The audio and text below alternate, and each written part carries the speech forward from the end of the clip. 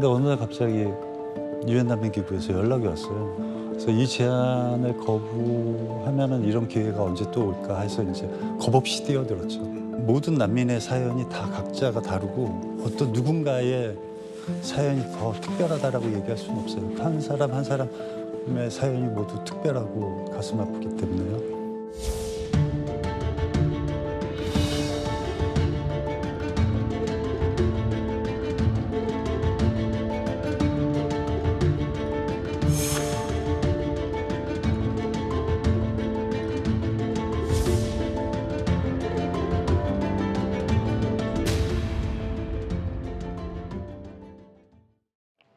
이번 시간엔 허주연 변호사와 함께합니다. 배우 정우성 씨가 혼외자 논란이 벌어진 후 처음으로 공식 석상에 섰습니다.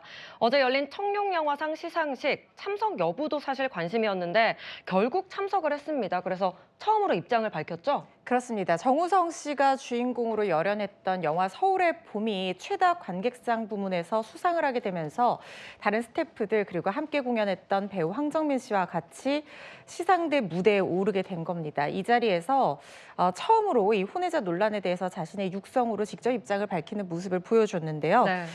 사적인 일이 영화의 오점으로 남지를 않기를 바라는 마음에서 고민 끝에 이번 시상식에 참석을 했다라고 시작을 하면서 사랑과 기대를 보내준 모든 분들에게 실망을 안겨드려 진심으로 죄송하다.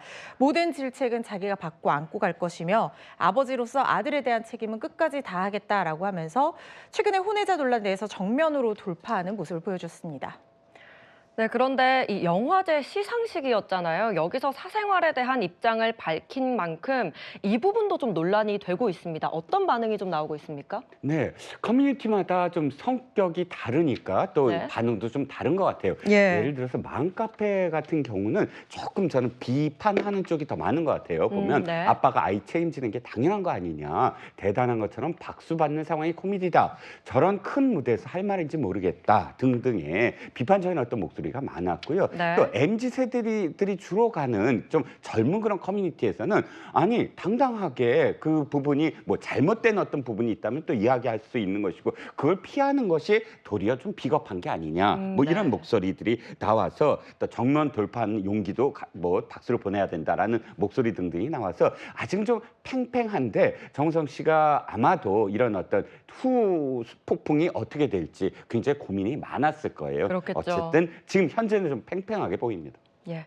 이 정우성 씨의 혼외자 논란 사실 개인의 이야기를 넘어서요. 사회적 논의로까지 이어졌습니다. 김수인 평론가님, 네. 외신에서도 이 논란을 좀 보도를 했다면서요? 네, 대표적으로 영국 공영방송이죠. BBC에서 이번 논란을 보도를 했는데 네. 정우성의 혼외자 스캔들이 국가적 논란을 불렀다라는 네. 제목으로 보도를 했습니다. 그러니까 이게 혼외 출산을 금기시하는 보수적인 나라 이런까지 표현을 했는데 네. 아무래도 이제 뭐 예를 들어서 크리스티아누 호날두라든지 이런 사례들 유럽에 있는 사례들에 비춰봤을 때 유럽인들의 관점에서는 영국인의 관점에서는 한국이 보수적으로 보일 것 같다라는 생각은 저도 드는데 근데 다만 이런 외신에서도 좀 주의를 하셔야 될 것이 한국도 과거하고는 좀 많이 다르거든요. 네. 이혼 가족에 대한 논쟁 또 지금 있는 건 사실이지만 이 의견 분포라든지 이런 것들을 보면 과거와는 또 기류가 다르다는 점. 그래서 한국을 너무 지나치게 뭐 보수적이라거나 폐쇄적인 나라로 볼 필요는 없다라고 하는 그런 점들도 이제 외신도 함께 감안을 해서 분석을 하는 게 좋지 않을까 싶습니다. 네.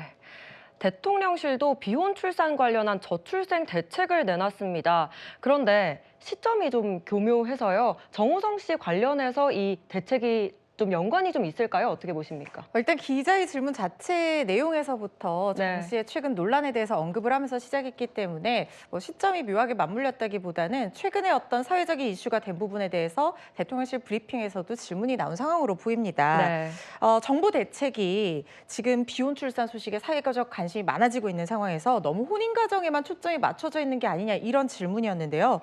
뭐 정부에서는 이렇게 대답을 했습니다. 뭐 한부모 가정뿐만 아니라 태어난 아이들 모두에게 지원을 충분히 할 수 있도록 반드시 혼인 가정에만 초점을 맞춘 그런 대책만 있는 것은 아니다 이렇게 설명을 했어요. 실제로 미혼모 가정이나 한부모 가정에 대한 어떤 지원책이라든가 미혼모 보호 조치 이런 제도들이 많이 마련돼 있습니다. 물론 현실까지 따라가기는 아직까지 부족한 실정이기는 하지만 운영되고 있는 제도들이 또 있기 때문에 네. 반드시 혼인 가정에만 초점이 맞춰져 있는 상황 같지는 실무를 하는 저로서는 않아 보이지만 그렇다 하더라도 이런 부분에 대한 지원책이 좀 더 많아져야 되는 것도 또 맞는 말이거든요. 그래서 예. 의미 있는 질문이었다는 생각이 들고 특히 사회적 인식을 어떻게 개선하느냐. 왜냐하면 제도가 간다고 해서 사회적 인식 개선까지 같이 가야 되는 부분이 있거든요. 그렇죠, 네. 그래서 그런 방안에 대한 질문도 나왔고 대통령실에서도 그런 것까지 고려해서 충분히 어떤 한부모 가정이나 미혼모 가정에도 지원에 손길이 미칠 수 있도록 노력하겠다라는 취지의 답변을 내놨는데요. 양육비도 주지 않는 그런 상황도 많습니다. 그래서 이른바 배드 마더스들에 대한 제재 조치라든가 이 양육비를 받기 위한 절차의 간소화 이런 것들도 정부에 좀 신경 써주셨으면 하는 바람이 듭니다. 예, 변호사님이시니까 좀 법적인 부분 여쭤보고 싶은데 일단 정우성 씨가 아버지로서의 책임을 다하겠다고 했어요. 그러면 이 책임이 일단 양육비 아니냐 이런 이야기가 나오는데 양육비 지원 좀 얼마나 줄 수 있습니까? 일단 법적인 책임만 다하겠다라는 얘기는 결혼을 일단 하지 않는다고 얘기를 했기 때문에 결국에는 금전적으로 양육을 지원하겠다라는 얘기로 들리거든요. 네. 근데 양육비 산정 기준표가 있긴 합니다만 이게 법적인 구속력이 있는 것은 아닙니다. 네. 근데 이 구간에서 가장 소득이 높은 구간의 양육비 기준이 280여만 원 정도가 돼요. 그러다 보니까 최대 300만 원이 아니냐 이런 얘기가 나오고 있는 것 같은데 네. 양육비는 반드시 이런 어떤 기준에만 국한해서 판단이 되는 것이 아니고요. 아이의 나이라든가 부모의 경제 환경, 소득 수준 그리고 뭐 아이가 평소에 이전에 어떤 부모의 어떤 누렸던 경제 상황이라든가 양육 환경 이런 것들을 종합해서 고려해서 정하기 때문에 만약에 양측에서 협의가 이루어지지 않고 재판상 절차까지 가게 된다고 하면 이 양육비에서의 어떤 기준표보다 훨씬 많은 금액의 양육비가 책정될 가능성이 있어 보입니다. 예, 그런데 돈 말고 다른 부분도 좀 궁금합니다. 뭐 면접 교섭이라든가 이런 다른 권리는 좀 어떻게 됩니까? 그 부분도 당연히 법적인 아빠로서 해야 되는 부분입니다. 면접 네. 교섭을 우리가 부모의 권리로만 생각하는 경우들이 많은데 사실상 이건 자녀의 권리이기도 하거든요. 예. 이 아이도 친부로서의 정우성 씨를 만나고 교류를 하면서 아빠의 사랑을 느껴야 되고 그럴 만한 권리를 갖고 있습니다. 아이가 면접 교섭권을 행사하고 그 부분에 대해서도 정우성 씨도 물론 행사를 할 수 있고요. 그래서 자주 만남을 통해서 아이에게 아빠가 빈자리를 느껴지지 않도록 그러니까 아이가 좀 굉장히 잘 성장할 수 있도록 정우성 씨도 최선을 다해야 하고 그럴 것이라고 믿고 있습니다. 네,